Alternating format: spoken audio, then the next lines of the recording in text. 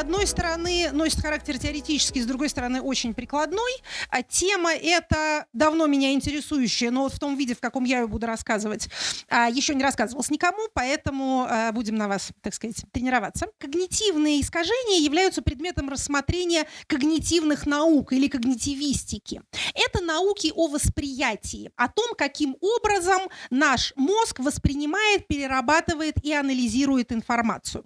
К когнитивным наукам относятся науки не, скажем так, в основном не общественные. В основном этим занимаются нейропсихологи, этим занимаются лингвисты, и этим занимаются те еще более таинственные люди, которые обсчитывают информацию и анализируют большие данные. Единственная социальная наука вот в этом вот круге когнитивных наук – это антропология. То есть наука, которая изучает человека и его поведение как в естественной среде, так и в среде социальной, которая на самом деле для человека тоже является естественной, поскольку, как учил нас отец наш Аристотель, человек есть политическое животное и общественное существо. Поэтому он проявляет себя в своих отношениях с другими людьми. Так вот, говорить о восприятии в целом и о когнитивных искажениях в частности с точки зрения работы мозга или с точки зрения восприятия лингвистических единиц и выстраивания их в некоторые логические цепочки я не могу, потому что это не моя специальность. Но вот этот антропологический взгляд на когнитивные искажения, и не только искажения, а вообще на особенности восприятия, с точки зрения их социальной обусловленности, то есть на то, как мы воспринимаем информацию о себе и о других, какие выводы мы на основании этого делаем в своих отношениях с другими людьми. Вот это для меня интересно, и это близко к моей профессиональной сфере, потому что, как я надеюсь, будет понятно в ходе изложения, собственно говоря, так сказать, политический смысл и политические последствия целого ряда популярных когнитивных искажений, в общем, достаточно очевиден. То есть мне он очевиден уже, вам, я надеюсь, он станет очевиден в течение нашей лекции. Что такое принятие решений на основании искаженной информации? И что такое искаженное восприятие даже верной, истинной, соответствующей действительности информации? Не каждый из нас обладает способностью погубить жизнь миллионов, неправильно подумав. Но, как я надеюсь, тоже многие из вас поняли за прошедший год, цена ошибки каждого из нас тоже чрезвычайно велика в кругу нашей индивидуальной ответственности. Поэтому думать правильно жизненно необходимо. Думать неправильно смертельно опасно. Когнитивные искажения – это не глупость. То есть вот мы сейчас с вами будем перечислять всякие ошибки, и каждый из нас будет думать: во, это вот кто-то другой так думает неправильно, я-то никогда так не поступаю. Да? То есть это не глупость, это, что называется, такой ум. Даже когда дойдем до известного эффекта и поговорим о нем подробнее относительно того, что некомпетентные люди не в состоянии осознать свою некомпетентность, важно не путать его именно с эффектом глупости. Это некоторые универсальные ошибки, универсальные ложные пути, по которому ведет наш мозг нас. То есть речь не идет о том, еще раз повторю, что есть какие-то глупые люди, которые неправильно думают, а есть умные люди, которые думают правильно. Когнитивные искажения, когнитивные ошибки свойственны всем. Сейчас попробую объяснить, почему. Значит, если бы вот здесь была эта самая схема, которой нет, но я буду продолжать к ней адресоваться, то вы увидели бы несколько кластеров, на которые делят когнитивные искажения те люди, которые занимаются их классификацией. Это ошибки, например, связанные с принятием решений, это искажение восприятия себя, это, скажем, стремление идти максимально привычным путем, то есть там есть много разных групп. Но на самом деле, если подумать, то, как мне кажется, весь этот большой куст когнитивных искажений можно свести к двум основным принципам, по которым вообще склонен работать наш мозг. Мозг наш самый тяжко трудящийся орган нашего тела, с ним может сравниться только сердцем, которое никогда не спит и никогда не останавливается. А когда остановится, то нам уже станет все равно, правильно мы мыслим или неправильно. Но он же и один из самых, скажем так, инерционных. Мы воспринимаем свое мышление как свою наиболее гибкую, адаптивную, быстро реагирующую часть. Мы все время соображаем, постоянно производим какие-то оценки. Но мозг очень энергозатратен. Опять же, я не очень понимаю в теории калорий, но меня поразило в свое время, когда я прочитала, что, во-первых, организм наш тратит 80% потребляемых калорий просто на метаболизм, то есть на поддержание статус-кво. Кстати, в политической системе то же самое. Вот так же дети и у бабочек. 80% всех ресурсов тратятся просто на поддержание нынешнего состояния. Чтобы куда-то попасть, надо бежать вдвое быстрее, как в Алисе в Зазеркалье. Так вот, 80% тратится, даже если вы лежите на диване, потому что все равно вы тем самым работаете. Это не призыв лежать на диване и потреблять 80% калорий, но просто как-то справочная информация. А также из всего объема тех калорий, которые мы потребляем, также около 80% сжирает мозг. То есть, видимо, кстати, в этом объяснение того, почему многие люди разочаровываются, стремясь похудеть путем физических упражнений. Вот эти все сокращения мышц на самом деле так уж много калорий не берут. Мозг работает очень много.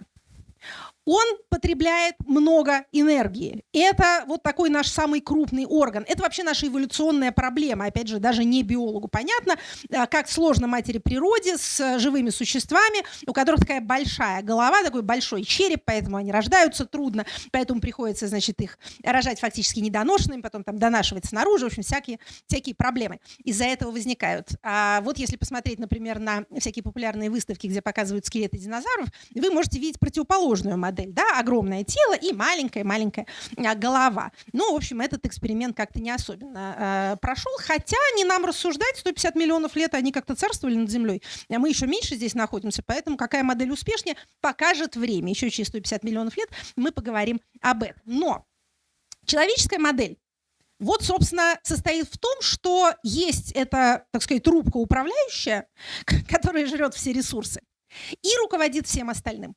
Судя по всему, опять же, аккуратно захожу на чуждую мне научную область, судя по всему, мозг действительно управляет всеми нашими остальными органами, говорит, когда им жить, когда умирать, когда сокращаться, когда расслабляться, и поэтому может выделывать всякие удивительные с ними штуки, если ему придет в голову, что это необходимо. Так вот, по этой причине, по причине вот этой вот своей энергозатратности и своей постоянной занятости, мозг не только инерционен, но и достаточно ленив.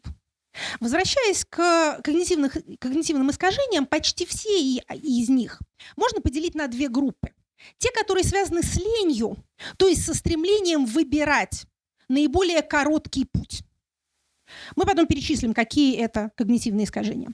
И те, которые связаны с эгоизмом, или точнее говоря, с эгоцентризмом, со стремлением человека все воспринимать применительно к себе. Шопенгауэр в «Советах житейской мудрости», такая у него несколько неожиданная книга, в которой он решил, так сказать, высокую философию применить к практическим целям. Так вот, там он пишет, что подобно тому, как свеча, поставленная на стол, все царапины на этом столе собирает в некие концентрические круги, так и свет нашего эгоизма, все явления бытия сводит к единому центру, к нам самим. Это все правда. И то, и другое является необходимым.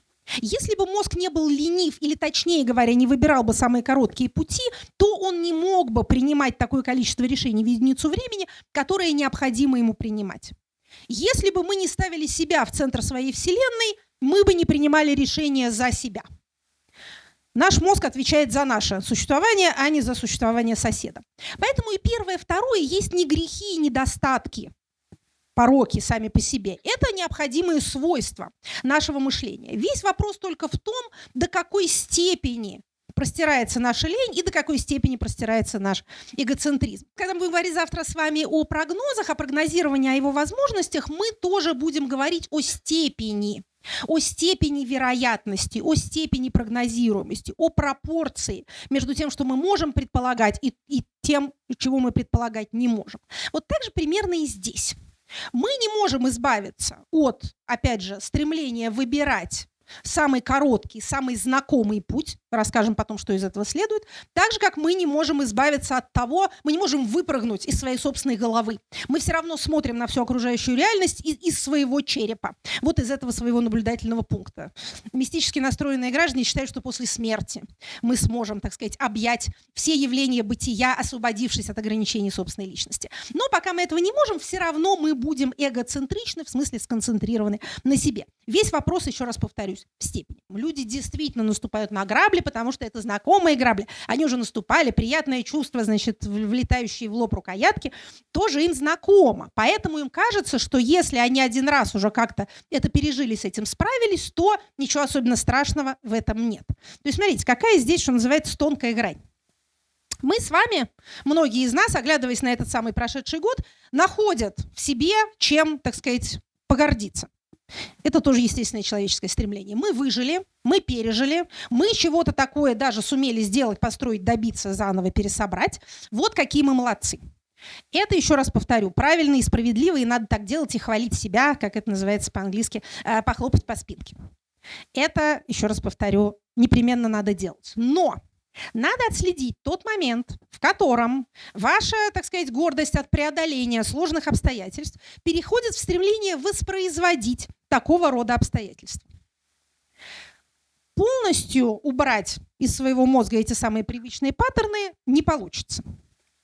Но, опять же, отследить степень можно, по крайней мере, попробовать. Не воспроизводить привычных маршрутов, если вы знаете, что ни к чему такому особенно хорошему они вас не ведут. И в противоположность не избегать незнакомого просто потому, что они незнакомые.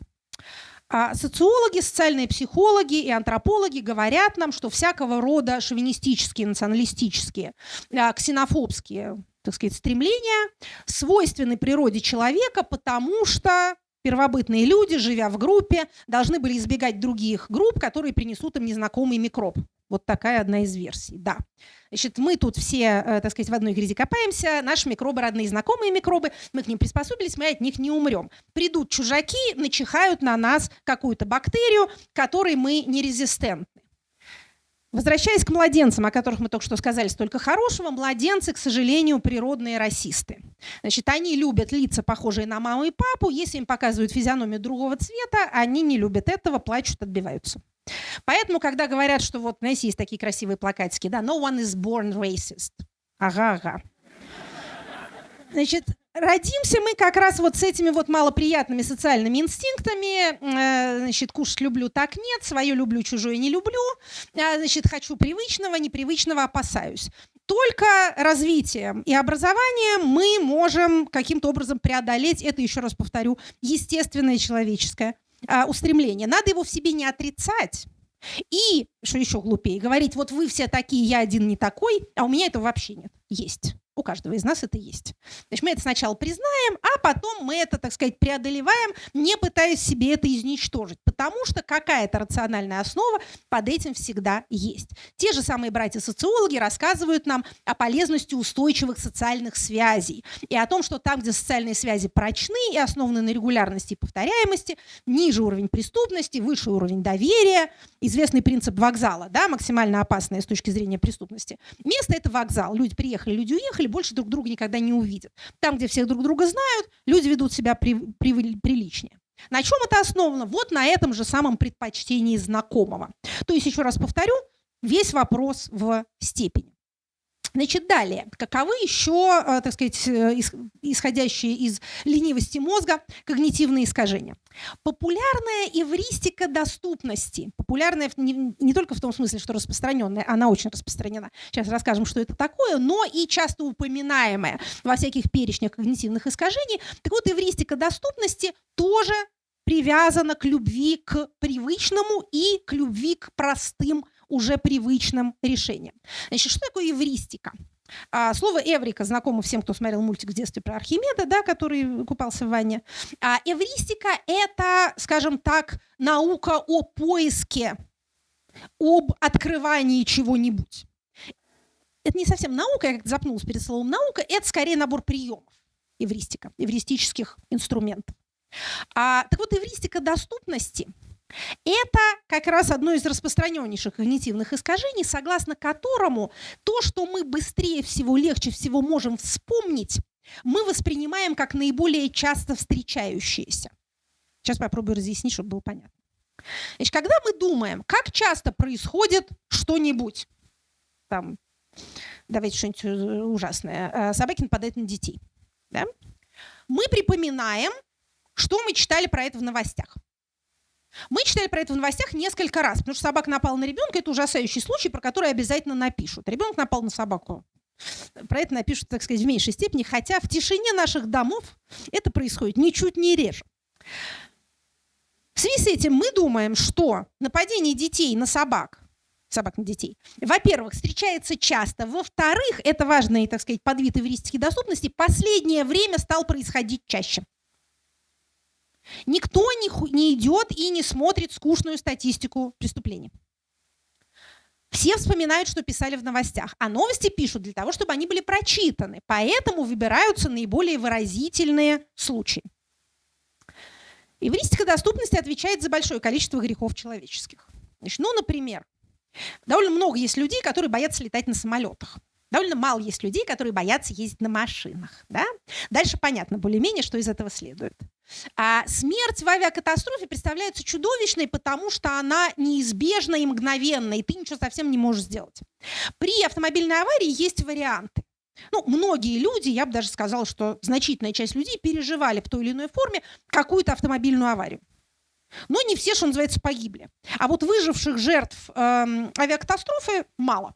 Поэтому летать страшно, а на машине ехать не страшно. При том, что в процентном отношении, разумеется, шанс разбиться на машине гораздо выше. И гораздо больше людей каждый год, десятки тысяч человек в крупных странах разбиваются на автомобилях. При этом такой фобии почти ни у кого нет. Вот что такое, среди прочего, так сказать, эвристика доступности. Потому что аварии автомобильные довольно редко попадают в новости, только если это что-то вот совсем масштабное, там, не дай бог, там КамАЗ наехал на автобус. Тогда об этом напишут. В остальных случаях это частная история. По этой же причине, кстати говоря, во время ковида избыточная смертность не произвела такого душераздирающего впечатления, какое на общество производят, например, большие техногенные катастрофы, пожары, взрывы или террористические акты. Поэтому, собственно, терроризм воспринимается как такое зло, которое, понятно, что это зло, но как такое зло, на которое нужно направить очень большие ресурсы для того, чтобы его победить, и ради победы над которым можно перенести много лишений и страданий, в том числе ограничения свобод. Но редко кто ходит с плакатами, требуя от правительства срочно сделать что-то для уменьшения числа ДТП с смертельным исходом. Хотя, между нами говоря, это абсолютно социальное явление, ничего природного в нем нет, и количество ДТП с смертельным исходом, уровень смертности в ДТП напрямую коррелирует с другими социальными показателями, как то, прежде всего, потребление алкоголя на душу населения, качество дорог, качество обучения вождению, то есть все те вещи, которые находятся, что называется, под контролем или, по крайней мере, в сфере влияния органов управления. Но если в конце года выйдет статистика о том, что больше народу у нас, чем в прошлом году, разбилось на машине, вряд ли это приведет к отставке правительства даже в демократических странах. А если они пропустили теракт, в котором не так много народу погибло, то это будет иметь, так сказать, тяжелые политические последствия.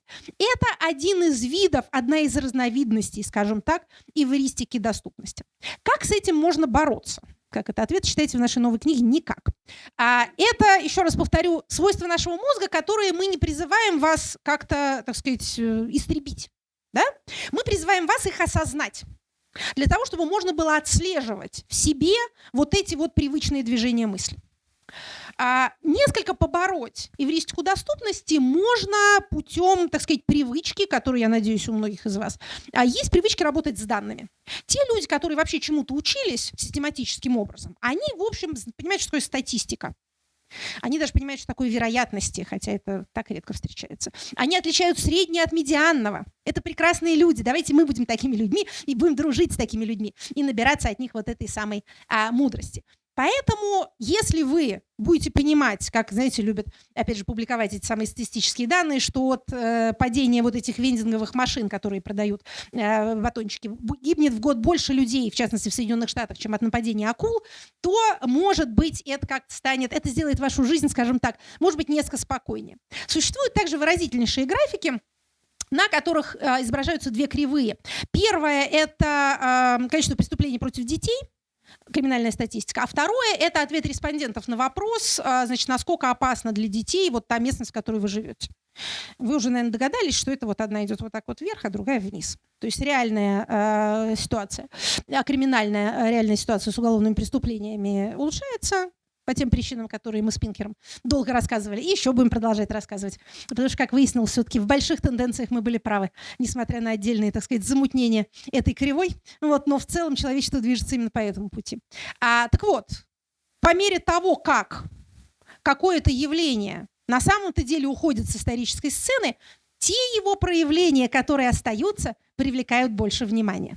Вот это вот еще одно, так сказать, подразделение эвристики доступности имеет к нашему текущему политическому моменту самое непосредственное отношение. То есть, смотрите, еще в давние времена мы говорили, норма невидима. Зловещая пауза в зале. Понятно, да? То, что общество воспринимает как норму, оно не воспринимает. То есть оно это вообще не отслеживает, не формулирует, об этом не говорит. Поэтому так трудна работа социального антрополога, потому что ему нужно вытащить из людей то, как они на самом деле живут, то, что они на самом деле делают, их поведенческие практики. А они не формулируются самими людьми и не осознаются ими. Но когда норма начинает уходить или новая норма начинает нарождаться, это сразу привлекает внимание. Простой невинный пример – феминитивы. Ну, судя по всему, нарождающаяся норма. Что-то поменьше стало про них разговоров, да, хотя время от времени они там вспыхивают, когда кому-то хочется поговорить о чем-то, опять же, безобидном. То начинают обсуждать, кто кому авторка, а кто кому, значит, поэтка. Ну, хорошо, поговорили, слава богу, не подрались. Тема не хуже других тем. Тем не менее, судя по всему, это нарождающаяся норма. Она привлекает внимание. Уходящая норма, ну, например, физические наказания детей, привлекает внимание, когда это происходит. Предыдущая политическая норма. Государства воюют друг с другом за территорию. Кто-то особо обращает на это внимание? Ну, конечно, существует целый пласт литературы, которая одна воспевает воинские доблести, как сладостно умереть за отчизну, другая, наоборот, печалится о превратностях войны, да, внимая ужасам войны, ни жаль ни брата, ни жены, ни жаль ни самого героя, вот это вот все. И это такие два риторических направления, которые с античных времен, на самом деле еще и раньше, отлично друг с другом рядом процветали. Но никто особенно не сомневался в том, что война всегда будет, вот она именно такая. Два соседа подрались за кусок земли. Норма стала уходить. Уходила она, прям сказать, нелинейно, не плавно. Не то, что там постепенно снижалась, а уходила она толчками, рывками и с внезапными камбэками. Тем не менее, каждый такой следующий случай привлекает всеобщее внимание и кажется концом света. Ну, во-первых, потому что немножко побольше технических подробностей для конца света, возможностей. Это тоже правда, но также и потому, что люди перестали верить, что это в принципе нормально. Если сейчас кому-то кажется, что происходит возвращение в норму такого рода практик, то нет. Доказательно я вам это смогу объяснить. Ну, не через 150 миллионов лет, но через некоторый исторический промежуток, пока вам придется, что называется, поверить мне на слово. Сама реакция мирового сообщества на происходящее говорит о том, что это более не воспринимается как норма, то есть, что такое норма? Как естественное право государств так себя вести.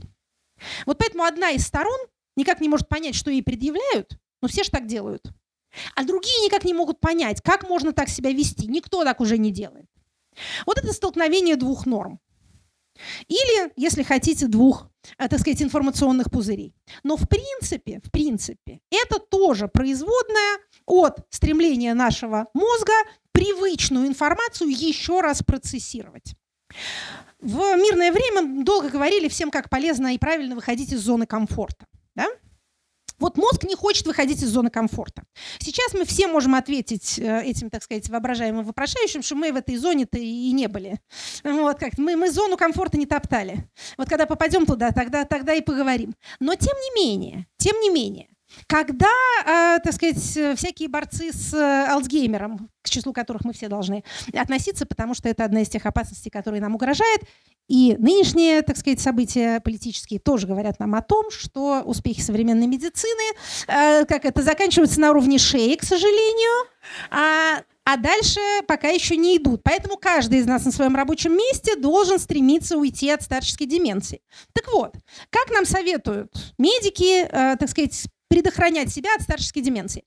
Во-первых, они говорят нам такую, так сказать, я бы сказала, социал-дарвинистскую вещь следующую. Люди интеллектуального труда подвержены этому делу позже.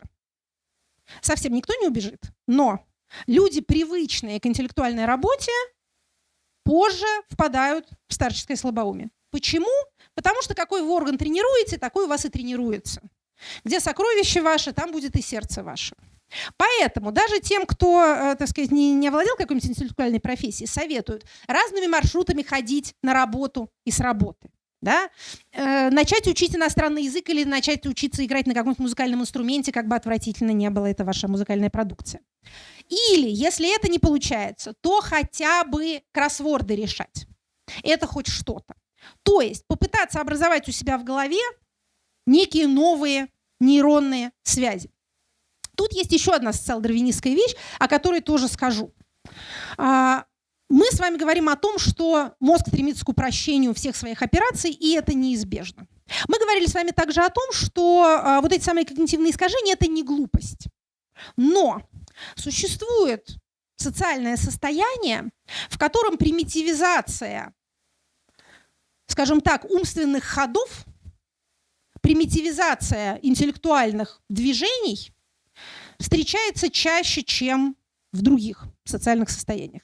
Это, еще раз повторю, в высшей степени вещь несправедливая, но я должна вам ее сказать не для того, чтобы вы подумали, как вам повезло, а другим людям не повезло, а для того, чтобы мы понимали, до какой степени те вещи, которые нам кажутся, так сказать, природными, естественными, неизбежными, являются социально обусловленными и, следовательно, меняемыми, подлежащими изменениям социальными же инструментами. Так вот, психологи говорят нам, что бедность влияет на мозг подобно болезни.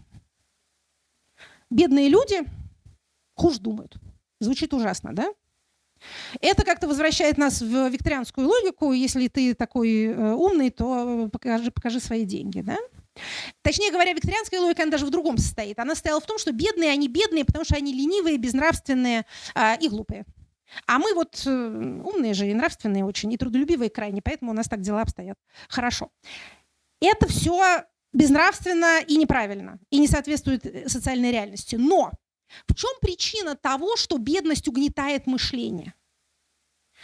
Сейчас расскажем про это, а потом расскажем про еще одну группу граждан, которые тоже подвержены интеллектуальной примитивизации, подобно бедным и по тем же причинам. Чтобы вы поняли, что дело тут не в деньгах. Значит, смотрите. Бедность ограничивает горизонт планирования. Бедный человек не уверен, что завтра у него будут деньги на поддержание, что называется, базового метаболизма. Поэтому он действует очень короткими перебежками. Его горизонт, еще раз повторю, ограничен. По-английски это называется «работать от руки к рту». Working from hand to mouth. Сколько заработал, столько сразу и съел. У тебя нет причины планировать будущее, потому что у тебя нет agency, у тебя нет власти над этим будущим, у тебя нет ресурса для того, чтобы эти свои планы как-то, так сказать, притворить в жизнь. У тебя нет этого ресурса, но в чем, так сказать, ужас? Ужас в том, что от того, что ты не планируешь, у тебя этот ресурс и не появляется. Это первая причина. Вторая причина. Жизнь бедных однообразна. Они идут по одному и тому же маршруту, они выполняют одни и те же операции. Их, так сказать, низкооплачиваемый труд тоже часто заключается в повторяемых однообразных операциях. Это не позволяет мозгу образовывать новые нейронные связи. Бедность – самовоспроизводящееся зло. Бедность наследуема. В этом ее главная, так сказать, социальная неприятность. Не в том, что отдельный человек бедный или даже группа людей, это социум бы пережил, а в том, что они это передают своим детям вместе с вот этими вот навыками повторяющейся, самовоспроизводящейся примитивизации. Если это продолжается долго, не хочется говорить, мозг атрофируется, но вот такого рода умственная, так сказать, инерция становится привычной. Люди с однообразным опытом вообще хуже думают. Социальная несправедливость тут в том, что люди, у которых чуть больше ресурса, они и больше путешествуют, и больше общаются, они более разнообразную информацию потребляют, мозг их развивается еще больше, от этого их опыт становится еще разнообразнее, и так до бесконечности. Это тоже несправедливо. Задача как раз, так сказать, социальной инженерии состоит тут в том, чтобы дать возможность людям вырываться из этого круга бедности, как? Делая их опыт более разнообразным. На самом деле, первый, самый простой, понятный инструмент этого – это образование. Собственно, задача образования не в том, чтобы все гимн выучили, а чтобы люди увидели, как мир велик и разнообразен. Я думаю, что каждый из нас, опять же, бедный и богатый, дело тут, как вы, я надеюсь, уже начали понимать, совершенно не в деньгах, может вспомнить в своем раннем развитии какой-то момент, когда вам попалась или книга, или по телевизору вы что-то увидели, или какой-то человек вам попался, с сообщением любого содержания, неважно, о чем это была книга, неважно, о чем вам говорил этот человек, но вот это вот сообщение вам показало две вещи, что мир велик и что он познаваем, что в мире много всего. Кто-то читал в детстве энциклопедию, да, кто-то там вот Лотмана услышал, лекция о русской культуре, и тут его, как это, вштырило, как это называется. Что нас поражает в этом нежном возрасте? Вот это раскрытие горизонтов. Я думаю, что, опять же, каждый может вспомнить про себя такой момент или несколько моментов вот этих импульсов. Когда мы поняли, что за пределами нашего непосредственного опыта есть еще куча всего разного, и до этого разного можно добраться. Вот в этот момент происходит расцвет нашего сознания, и вот он раскрывается как цветок. Те люди, с которыми этого не произошло, это люди депривированные социально. Опять же, не природно, не судьбой, а социально, социальными механизмами. Вот задача образования, вот этот вот момент, этот толчок, этот импульс произвести. Для того, чтобы примитивизация не овладела мозгом окончательно. По счастью, говорят, это орган довольно гибкий, поэтому в каком возрасте не начинай, он может все-таки развиться. Но лучше, конечно, так сказать, в начале жизненного пути. Так вот, по поводу второй группы обездоленных, которые не бедные нисколько, но которые по тем же самым причинам, повторяемость опыта, рутина и бесконечное переподтверждение того, что ты уже знаешь, тоже могут отличаться этой самой примитивизацией интеллектуальной. Это социальная группа начальники. Понятно почему, да? Значит, как в известном советском фильме, ты жизнь видел из окна своего персонального автомобиля. В более-менее конкурентных политико-административных системах хотя бы на начальном этапе своего жизненного пути эти люди переживают, собственно, конкуренцию, поэтому их опыт как-то разнообразен. Но когда они попадают вот на этот верхний этаж, то довольно часто разнообразие на этом полностью заканчивается. Дальше они видят очень повторяющиеся картины, да? Самолет, трансфер, конференц-зал, трансфер обратно. Да? Вот, собственно, и все, кабинет. Кроме того, они живут в специфическом таком платоновском мире, мире идей, в котором слово немедленно воплощается в жизнь. Ну или им так рассказывают. Поэтому возникает ощущение своей вот этой вот всемогущести. Всемогущесть, она не тем плоха, что ты считаешь, что ты можешь преобразить мир до неузнаваемости, а тем, что ты думаешь, что вся сложность вот этого мира тобою познана. К вопросу об эвристике доступности. Да? То, что мы легче всего вспоминаем, нам кажется самым распространенным. У эвристики доступности есть и вот этот вот самый, так сказать, эгоцентрический аспект тоже. Легче всего мы, разумеется, вспоминаем то, что с нами случилось. И в рамках, так сказать, социальной группы когнитивных искажений мы события нашей жизни, если они успешны, склонны приписывать себе, а если они не успешны, обстоятельствам. Тут мы с вами можем мягко перейти вот к этой самой группе, так сказать, эгоцентрических когнитивных искажений. До этого мы говорили, напомню, об, так сказать, инерционных когнитивных искажениях. Итак, если что-то у нас получилось, то это потому, что мы такие молодцы, талантливые и правильно поступили, поэтому что? Дальше мы также будем правильно поступать. Прошлый раз же вывезла, вывезет и второй. А почему, должен бы спросить наш мозг нас? Обстоятельства-то, может быть, уже совсем другие, ресурсы другие, время другое. Ну как же, вот 8 лет назад хорошо же вышло, всем же понравилось. Давайте опять так же сделаем. Что может пойти не туда? Это, так сказать, одна сторона проблемы. Значит, так сказать, вот это вот самая проблема всемогущести. Но, говорят нам безжалостные психологи, проводящие бесчеловечные эксперименты, когда мы пытаемся рассуждать о других людях и группах людей, то мы поступаем ровно наоборот. Их успехи объясняются обстоятельствами, а их неудачи, пороки, преступления их свойствами. Они такие бедные, потому что они такие ленивые, коррумпированные, развратные, бездарные, а они там войну выиграли, потому что им повезло просто. Обстоятельства так сложились. С нами, любимыми, ровно все наоборот. Итак, на минуту возвращаясь к социальной группе начальства, вот этот самый повторяющийся опыт приводит их к тому, особенно с годами, что они, во-первых, никакую новую информацию уже не воспринимают, Вы, я думаю, уже догадались, что среди тех когнитивных искажений, которые мы описываем так подробно, вот эта вот самая склонность воспринимать только ту информацию, которая подтверждает то, что мы уже знаем, наше уже сформированное мнение, занимает очень большое место. Тут тоже не надо думать, что это одни, так сказать, дураки в совбезе так поступают. Мы тоже так поступаем. Мы подбираем источники информации, которые говорят нам то, что мы уже знаем, или что-то немножко новое, но укладывающееся в тот же паттерн. Это, еще раз повторю, неизбежно, но важно отойти на шаг и задать себе вопрос, до какой степени вы живете в собственноручно сформированном информационном пузыре.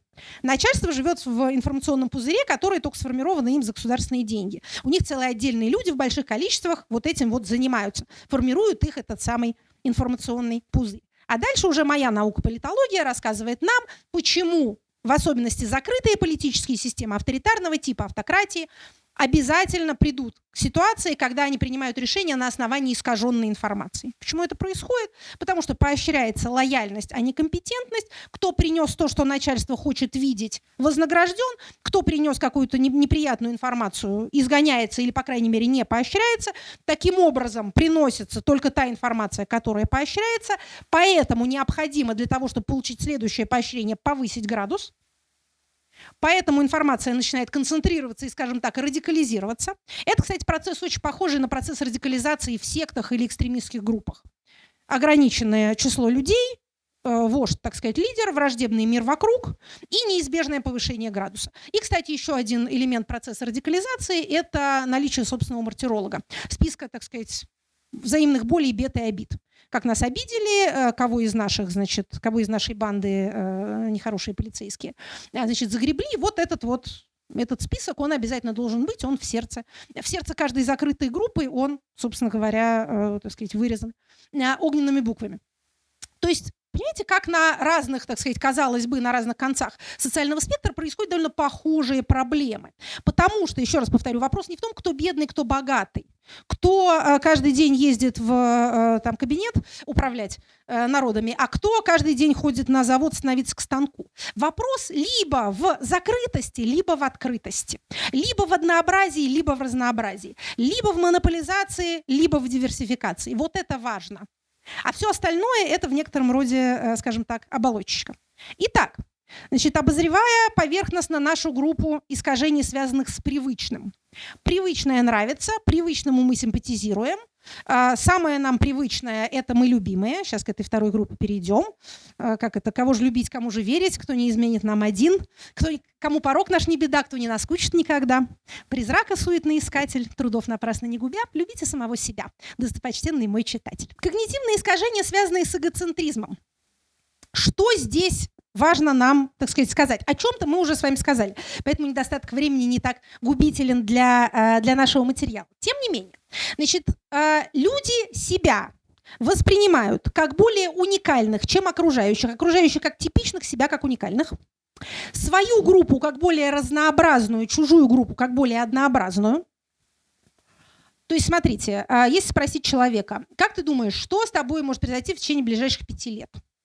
Он скажет: ой, ну я не знаю, мало ли что со мной произойдет. Может, я диссертацию защищу, может, на красавице женюсь, может, миллион выиграю в лотерею, уеду в другую страну. А вот сосед твой по столу, который в соседнем кабинете сидит, а с ним что произойдет в ближайшие 5 лет? Ну, с ним понятно, что произойдет. Значит, если хорошо будет себя вести, его там повысят на 15%. Ему зарплату. Жена от него уйдет, скорее всего, потому что он скучный, как пень березовый, она уже собиралась уходить. Вот такое. Ну, если он как-то очень повезет ему, не уйдет. Ну, собственно, и все. А так через 5 лет будет примерно тоже. Понятно, да? Мы сами для себя загадочные, труднопредсказуемые и полные разнообразнейших возможностей. А окружающие типичные. Значит, наши успехи объясняются нашей индивидуальностью выдающейся, чужие успехи объясняются обстоятельствами. Наши неудачи и вообще наши, так сказать, поступки, которыми мы не гордимся, объясняются вынужденностью. Знакомо, да? Значит, если мы что-то делаем не то это нас вынудили. Если мы что-то делаем хорошее, мы достигли. А с ними, с этими ними, все наоборот. Значит, тут есть еще, на самом деле, более страшные глубины, и это то, что психологи называют ложными воспоминаниями. Ложные воспоминания бывают двух видов. Первые – это социально навязанные. Значит, воспоминания вообще это социальный конструкт. Или как сказали бы братья наши филологи, нарратив. Для того, чтобы иметь свои собственные индивидуальные личные воспоминания, нужно иметь привычку к рефлексии, привычку вспоминать о себе, думать о себе, смотреть на себя со стороны, формулировать что-то про себя. Воспоминания как жанр, вот, так сказать, который в книжках печатают, это в некотором роде жанр литературный. Это же не просто человек, там, кажется, что это просто, рассказывает, что с ним было. На самом деле он должен себя воспринимать как некоего персонажа, а себя другого как автора вот этого произведения о самом себе. Это непростая интеллектуальная операция. Это доступно, что называется, не каждому. Развитый такого рода навык, ну вот социальные сети развивают его почти в каждом, это очень хорошо. Социальные сети ругают за многое, но привычку к рефлексии они все-таки вырабатывают. А привычка к рефлексии важна, потому что она дает нам нашу индивидуальность. Но если у вас такой привычки нету, то кто вы такой и что с вами было, вам расскажет общество. Вам расскажет ваша группа. Или вам расскажут по телевизору. Вам, например, расскажут, что в такие-то годы вы очень горевали по поводу распада Советского Союза. Это была для вас большая трагедия, вы прям убивались. Значит, на самом деле вы в это время были заняты абсолютно другим, и занимало вас другое. Или вам очень нравилось в пионерском лагере. Было весело. Нет, не было весело. Нисколько вообще. Но существуют эксперименты, в которых люди рассказывают эпизоды из фильмов, как эпизоды из своей биографии. Понимаете, да? Не принимайте за данность, за нечто само собой разумеющееся и гарантированное вот это вот разнообразие индивидуального сознания. Это воспитывается, и это ошибается, к сожалению. Итак, социально навязанные воспоминания – это один вид воспоминаний. Другие ложные воспоминания, другой вид ложных воспоминаний – это то, что мы сами про себя придумываем. Какой родитель, говоря ребенку, я в твои годы полком командовал, значит, немножко достраивает свою биографию в педагогических целях сугубо. То же самое мы делаем и для самих себя, и для любимого человека, и для аудитории социальных сетей. Это не обязательно может быть перечень побед и достижений, может быть и наоборот. Понимаете, количество фактов в любой жизни, в общем, бесконечно. И они могут быть выстроены в любой последовательности. То есть мы можем эту свою личность и даже эту свою биографию тоже формировать. Значит, можно сказать, я любимец женщин. И дальше вы вспоминаете, там, было пара эпизодов, когда кто-нибудь там в трамвае на вас посмотрел, да? Вот, пожалуйста. Правда это? Правда. Все бабы от меня без ума всегда были. Такой я человек. Или мне никогда не везет, у меня все время в транспорте воруют кошельки. Был же, наверное, такой случай? С кем не было? Был. Вы выстраиваете их в последовательность, на этом основываете свою личность. Я преодолеваю любые трудности. Или я плохо завожу друзей. Я разбираюсь в людях с первого взгляда. Или меня вечно все обманывают по причине моей доверчивости и великодушия. Да? Это вот такие сформированные нами самими нарративы. И это могут быть тоже совершенно ложные наши жизненные воспоминания. Почему сейчас нам важно про это тоже помнить? Потому что в минуту жизни трудную, стеснится в сердце грусть, а мы из этой точки, так сказать, печали, жизненного поражения, разочарования всю свою предыдущую жизнь рассматриваем под этим углом. Раз наша предыдущая жизнь не смогла предотвратить попадание нас в ту точку, в которой мы сейчас находимся, следовательно, вся она была, все это было напрасно. Не той улицей прошел, не то открыл дверь, все было не так. Что называется, дайте этому время. И дайте этому пространство. Это неизбежно. Но вот сейчас уже год прошел, как-то как сон пустой, да? Можно уже от этой стадии горевания как-то потихонечку отползать. Потому что помните, на самом деле количество фактов в вашей биографии чрезвычайно велико. И вы можете выстроить их и в другую последовательность тоже. Но, глядя в будущее завтра будем глядеть, но сегодня еще немножко поглядим. Помните, что по известным, опять же, экспериментам 80% граждан считают, что их водительские навыки выше среднего. Чего, как вы понимаете, не может быть статистически. Мы имеем склонность оценивать свои знания, умения, навыки как выдающиеся по сравнению со средним уровнем. Вообще, когда нам говорят средний уровень, мы себе представляем что-то такое не особенно. Ну а мы-то прекрасные, мы замечательные, выдающиеся. Мы же можем как к среднему уровню как-то относиться. Значит, тут, опять же, в более выгодном положении те, кто отличают среднее от медианного. Но даже те, кто не отличают, все равно должны понимать, что среднее – это вот 50%. К вопросу о стакане, который наполовину полон или наполовину пуст. Почему это нехорошо? С одной стороны, есть адепты так называемого позитивного мышления, которые считают, что все беды от заниженной самооценки. Я не без удовольствия вижу, как этот, так сказать, паттерн немножко выходит из моды, потому что он уж очень раздражает. И в окружающих раздражает. И в себе, видите, его тоже довольно неприятно. Поэтому, если мы будем все время себе говорить, ты можешь, ты лучший, ты вообще круче всех, ну такая американская такая манера, это не то, чтобы приводит нас к реалистической оценке своих возможностей. Но если мы говорим, что у меня никогда ничего не выходит, я вообще весь такой неудалый, это тоже, как вы понимаете, нереалистическая оценка. Все, о чем мы говорим, сводится к одному единственному, к проповеди осознанности, прости господи. Отслеживайте в себе те фокусы, которые мозг с нами выкидывает. Кстати говоря, еще один понравившийся мне психологический эксперимент говорит о том, что люди больше совершают ошибок в планировании, когда они находятся в хорошем настроении. Это не значит, что надо планировать в плохом настроении, но если вот вы прям на большом эмоциональном подъеме, у вас только что что-то получилось, аккуратнее в этот момент планируйте следующий шаг. Кажется, что вот она открылась перспектива, вот сейчас я от победы к победе буду идти, часто действительно успех надо развивать. Но, опять же, отследите это и понимаете, что вы в эйфории. Точно так же понимаете, что вы, так сказать, в депрессивном состоянии. Это тоже не тот момент, когда надо планировать. Как достигнуть желаемого равновесия? Ну, как это... Ответ читайте в нашей новой книге. Никак. Ничего более практического, чем вот этот вот набор, скажем так, признаков, которые вы можете отследить, я не могу вам рассказать. Самый последний. Этот самый из социальных искажений, о котором я должна сказать, потому что это уже ко мне имеет, к моей, так сказать, специальности имеет непосредственное отношение, это те эгоцентрические, это тоже эгоцентрические когнитивные искажения, которые связаны с эффектами социального давления. Их иногда называют эффект авторитета.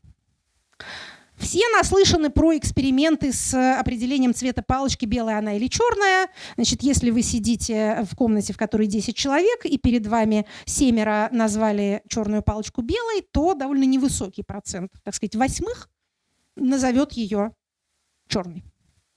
Человек подумает, что такое, я один иду в ногу, вся рота идет не в ногу, наверное, я что-то не понимаю, наверное, я что-то не вижу. Это тоже не трусость, конформизм и прочая рабская психология. Это, на самом деле, очень здоровое явление, которое позволяет нам жить в социуме, бесконечно соотносясь с окружающими.